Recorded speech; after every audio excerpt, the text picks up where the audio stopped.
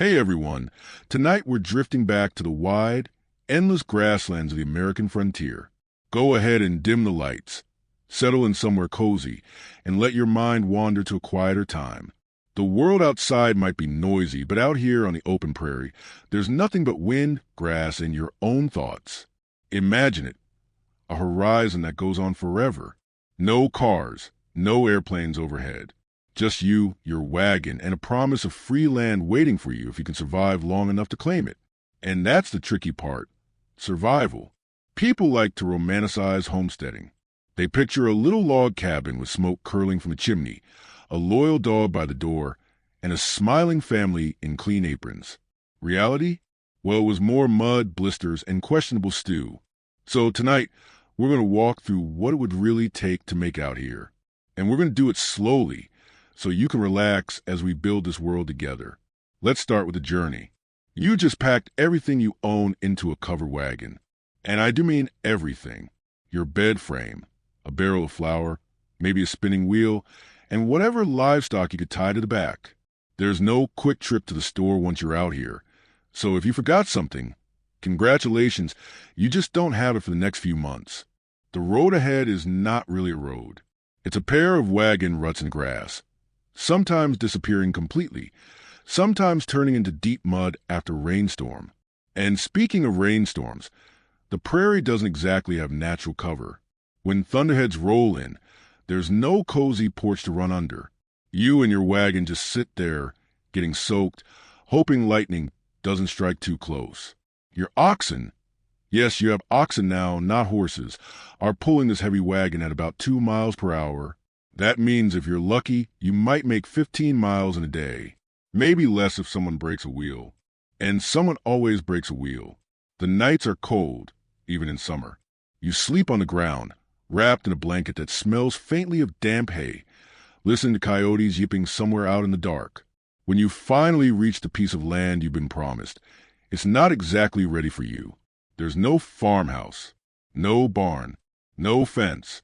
Just grass as far as you can see. You're standing there with your wagon, looking at it, thinking, well, now what? Step 1, shelter. And here's the first harsh truth. Most of you aren't building a cute little log cabin, not unless you happen to settle near trees, which many people didn't. The Great Plains are called plains for a reason. So instead you dig. Yes, your first house is a hole in the ground. They call them sod houses, or soddies. You cut squares of prairie grass and stack them like bricks to make walls. The roof? Usually more grass. The floor? Dirt. So on rainy days, congratulations, your house is technically melting. The smell inside a soddy was a mix of earth, smoke, and whatever unlucky insect got trapped in the walls that week. Mice loved them. Snakes occasionally wandered in. But you were so tired from digging all day that you didn't really care. And of course, as soon as you get the roof on, you realize you still need water. If there's a stream nearby, you're lucky. But many homesteads had to rely on hand-dug wells, which meant spending weeks hauling up buckets of dirt until you hit water, or didn't. Wells caved in, flooded, or just never filled, which was a 19th century version of the universe saying good luck. And then there's food. Your first year on the prairie, you don't have much of a crop yet.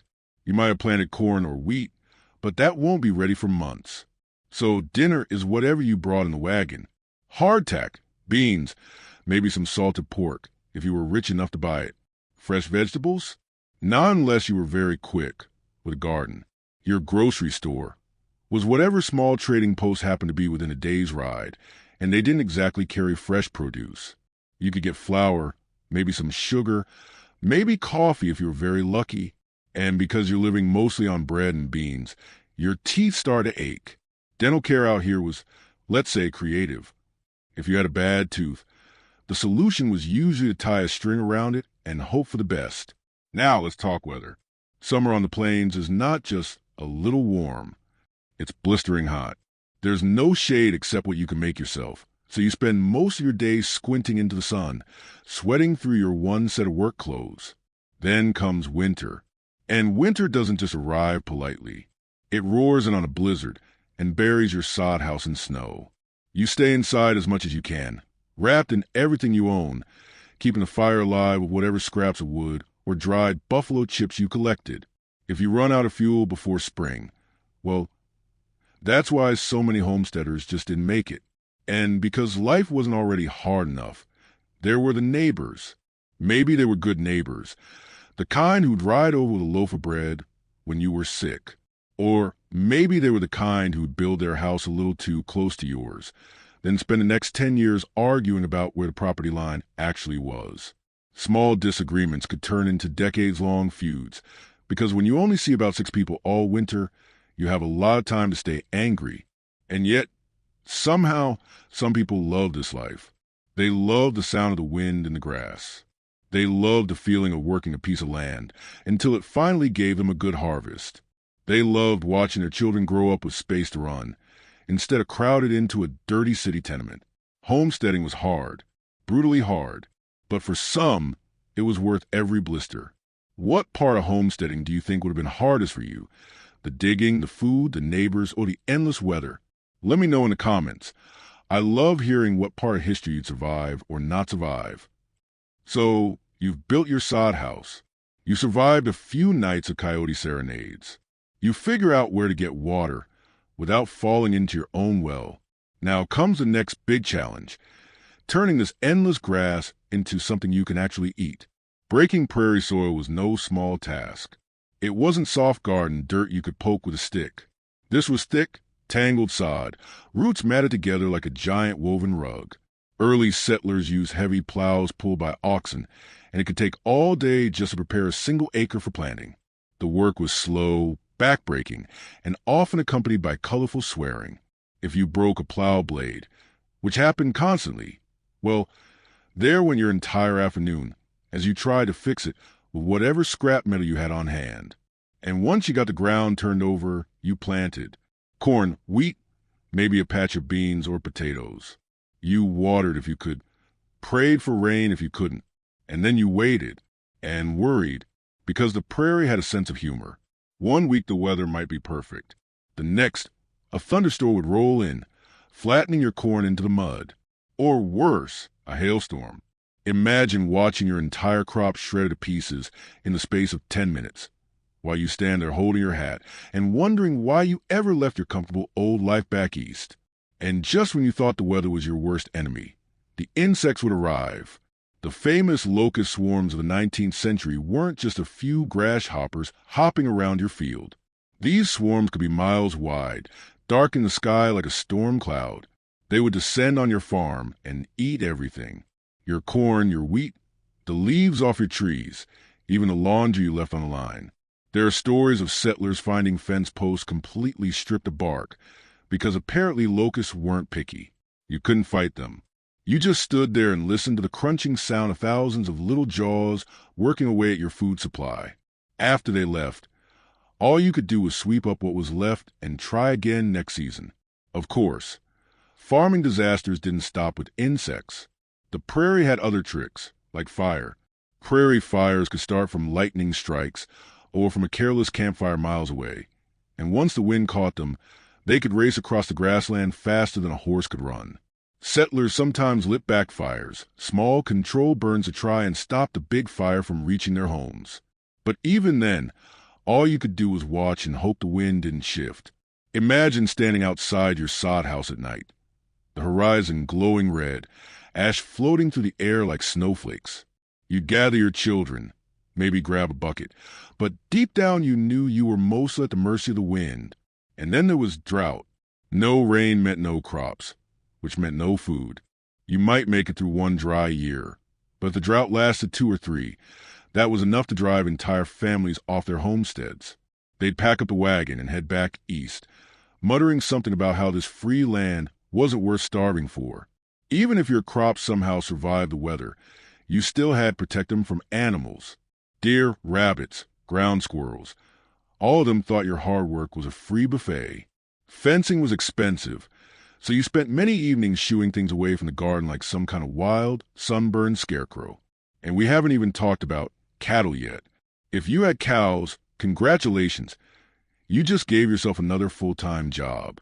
They needed grazing, water, and protection from wolves. And if you lost a cow to disease or injury, that could ruin your entire year's milk and butter supply. Hogs were another story. They were easier to raise, but also escape artists. If a hog got loose, good luck catching it. There are actual records of settlers chasing pigs for days, which must have been an entertaining sight for neighbors, if they weren't busy chasing their own. All of this work meant that life followed a very strict rhythm. Sunrise wasn't optional. You were up with the light, cooking breakfast over a smoky fire and heading straight to the fields. The days were long and filled with chores: plowing, planting, milking, hauling water, mending tools, repairing fences. And at night, you still weren't done. There were meals to cook, children to wash, and maybe, if you were lucky, a moment to sit by the fire and mend a shirt before falling asleep. There was no weekend, no day off. The land didn't care that it was Sunday. If the cow got out, you were chasing it whether or not you planned to rest. And yet, despite the endless work, people found ways to be social. If you had neighbors within riding distance, you might invite them over for a frolic, a sort of work party where everyone helped thresh wheat or raise a barn, and then you all shared a meal together. Barn dances were a big deal, too. Someone would bring a fiddle, and for one night, you'd forget about the weather, the debts, and the fences that still needed mending. Holidays were celebrated with whatever you had, maybe a pie made from dried apples or a little homemade candy for the children. It wasn't much, but it was something to look forward to. Letters were another form of lifeline.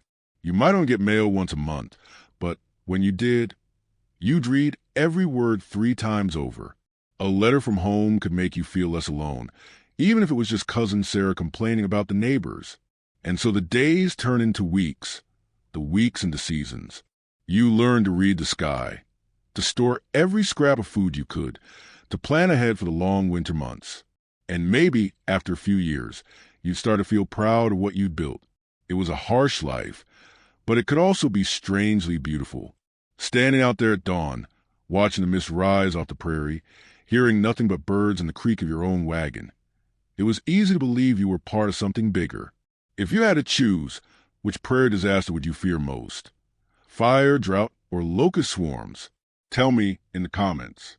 I'm curious which one would send you packing first. Let's drift into winter now. Because if you thought summer on the prairie was rough, winter was its own kind of test. The first snow usually felt peaceful. You'd stand at the doorway of your sod house and watch the flakes settle on the grass. The air would go quiet, the whole prairie soft and white, and for a moment it almost felt magical. But then you'd remember that you have to make it through the next 4 months in this little earth-walled room, with nothing but a small fire between you and the wind. You'd start burning wood or dried buffalo chips almost around the clock, try and keep the room warm enough so the water bucket didn't freeze solid. Your breath hung in the air as you worked, and in the mornings you might wake up to a thin layer of frost on your blanket. If you were lucky, your house didn't leak. If you weren't lucky, well, sometimes snow blew right through cracks in the walls.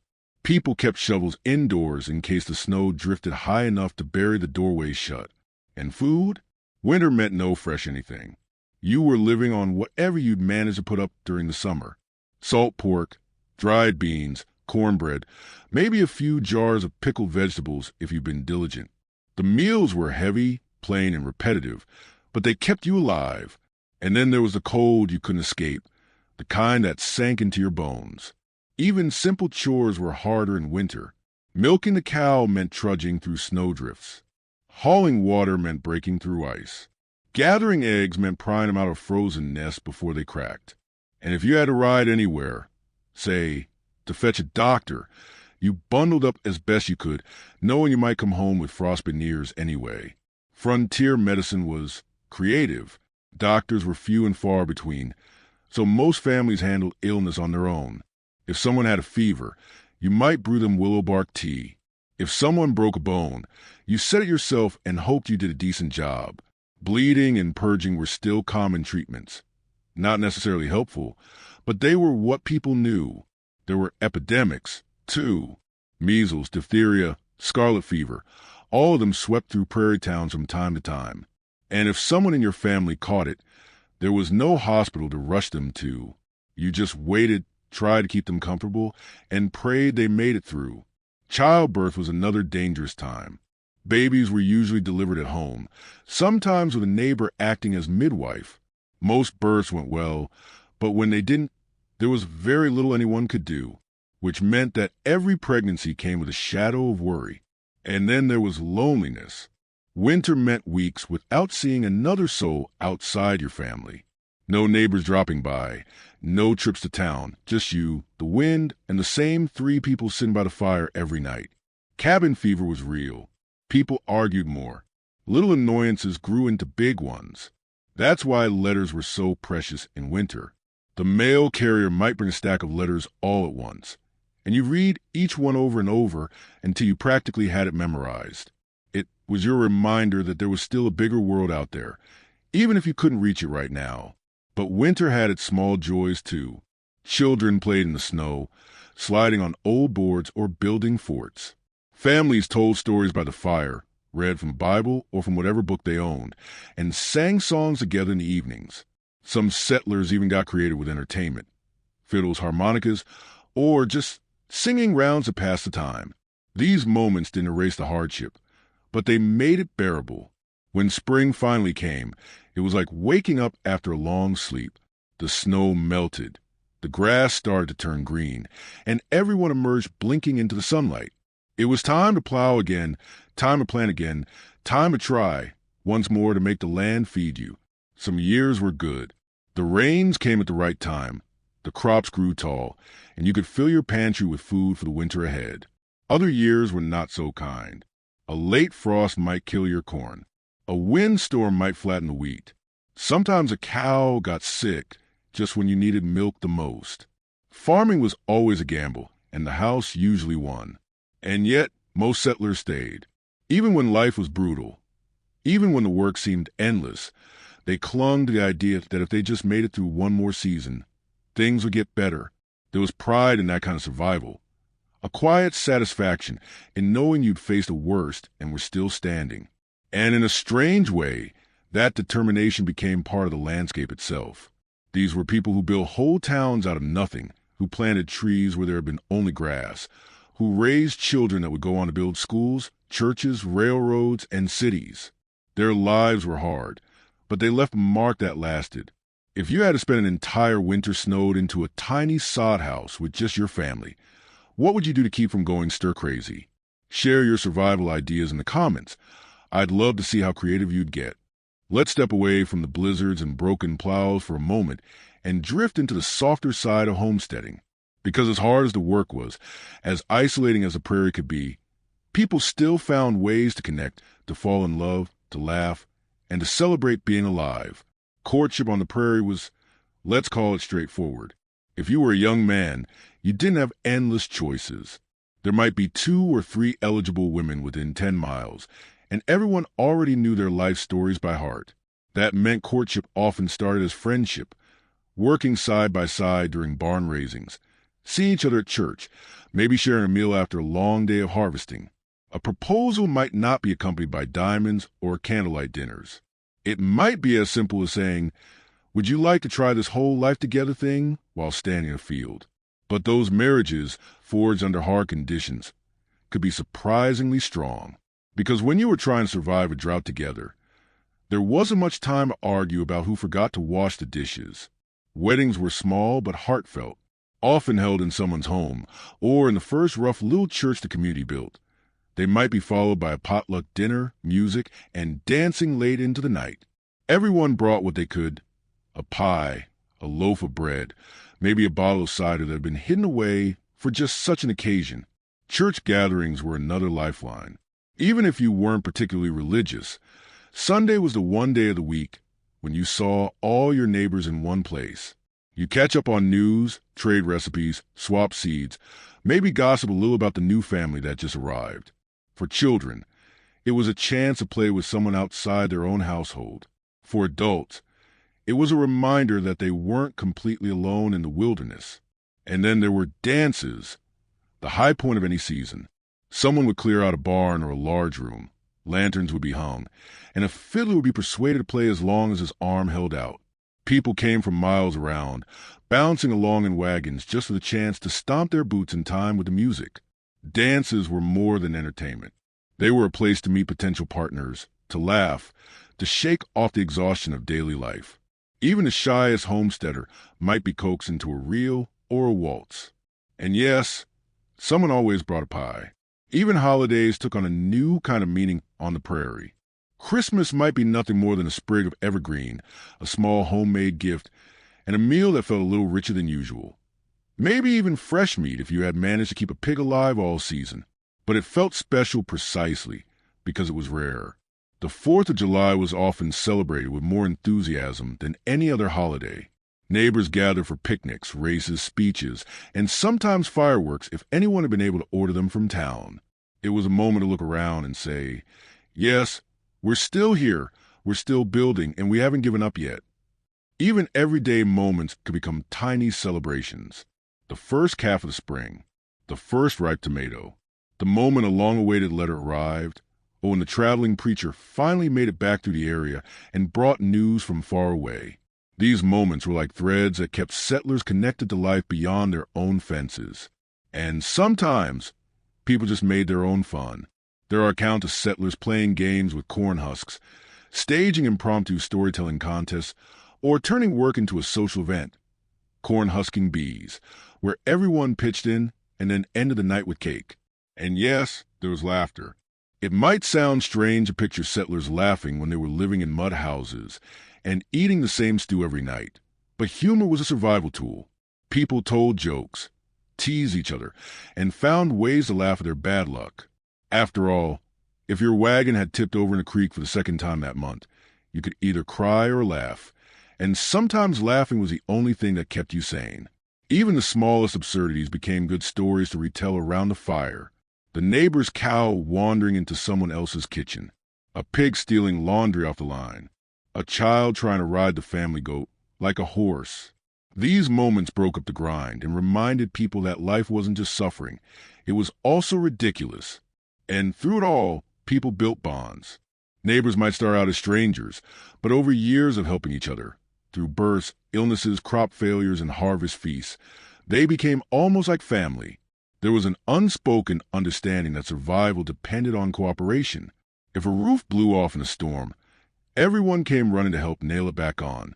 If a barn caught fire, buckets were passed hand to hand until it was out. Those connections were part of what kept people from giving up.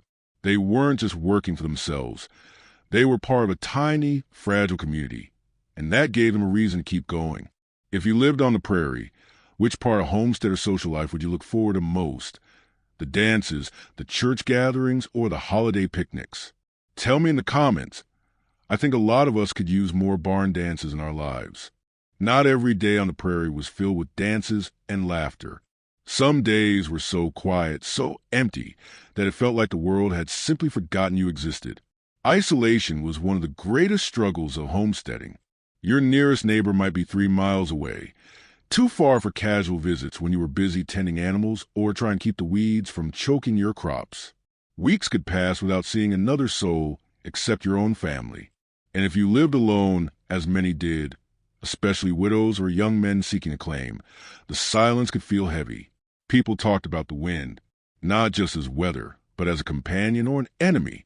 The endless prairie wind seemed to have a personality, moaning in winter, hissing in summer, howling at night when you were trying to sleep. Some settlers said the sound got into their heads, made them feel strange, restless, even afraid. Then there were the tragedies that tested even the strongest pioneers. A failed crop wasn't just a bad year.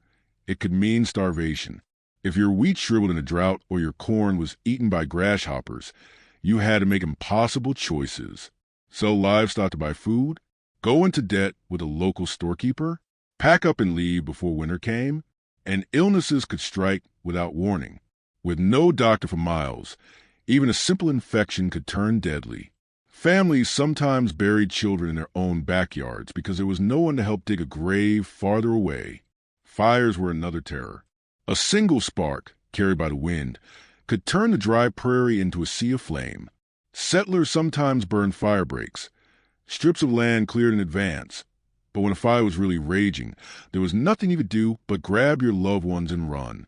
One account tells of a woman who stayed behind to wet down her roof with buckets of water while her husband drove the children to safety.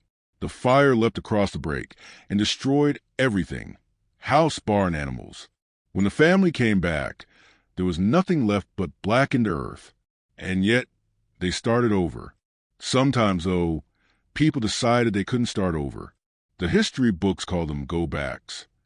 These were families who packed up their wagons, abandoned their claims, and returned to wherever they'd come from, New York, Pennsylvania, even Europe.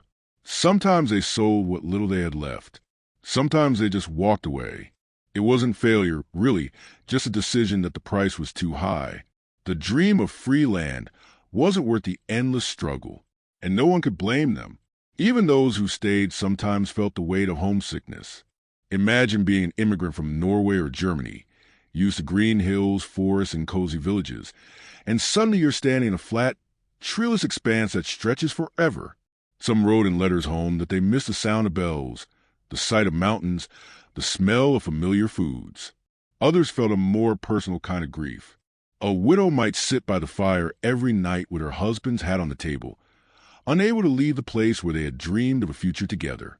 A father might silently measure the size of the shoes his son left behind before a fever took him. And through all of this, life had to go on. Animals still needed feeding. Fields still needed planting. Babies were still born, even in the middle of a blizzard. Work became a kind of shield. If you kept moving, kept working, you didn't have to think too much about how hard it all was.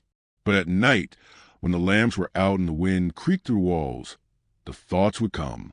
Some settlers wrote about lying awake for hours, wondering if they had made a mistake by coming west at all.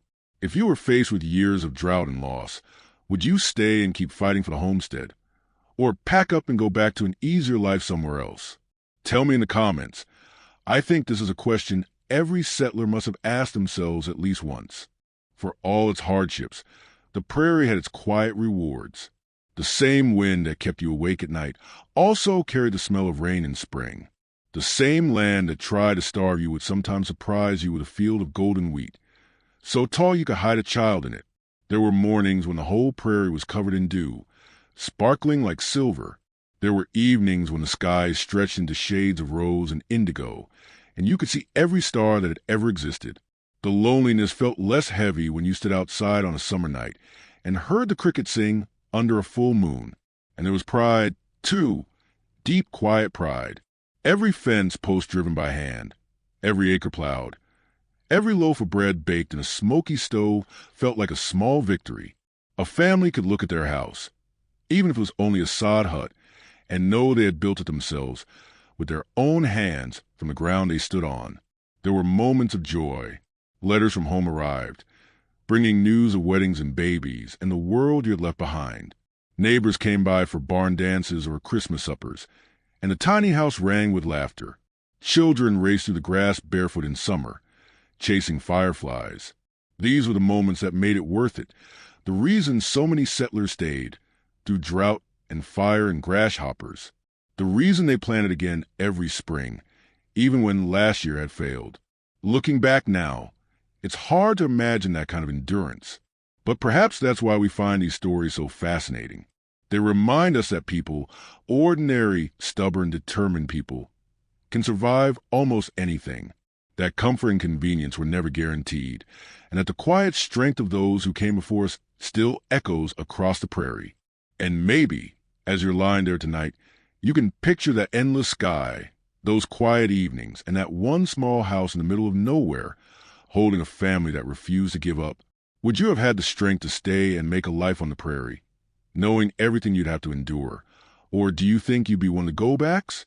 Tell me below. I'd love to hear what you think. If you enjoyed drifting back through time tonight, I'd love for you to join me again. Leave a comment and tell me what part of homesteader life surprised you the most. Was it the loneliness, the danger, or the small, quiet moments of joy?